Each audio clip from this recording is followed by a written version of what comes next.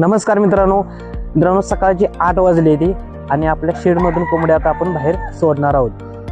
तर मित्रांनो, हिवाळा चालू आहे आणि प्रचंड अशी थंडी वाढलेली आहे. आणि हिवाळ्यामध्ये जर आपण सकाळच्या वेळी लवकर कोंबड्या तर बाहेर आपण सोडल्या तर वातावरण एकदम थंड असल्यामुळं आपल्या कोंबड्या त्या ठिकाणी आजारी पडू शकतात.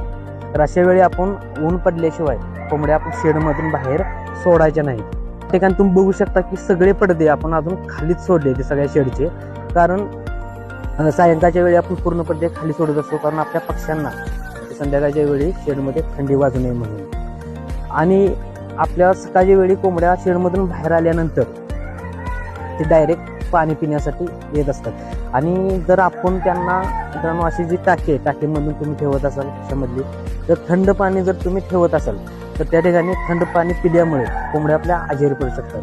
त्यामुळे सकाळच्या वेळी त्यांना असे ड्रिंकरमध्ये आपण आता त्या ठिकाणी आपण त्यांना कोंबड पाणी ठेवलेलं आहे आणि हे ड्रिंकर आपण या ठिकाणी सगळीच आपण ठेवणार आहोत. तर अशा पद्धतीने आपण त्यांची सकाळच्या वेळीची काळजी घ्यायची मित्रांनो हिवाळ्यामध्ये. ठीक आहे, धन्यवाद.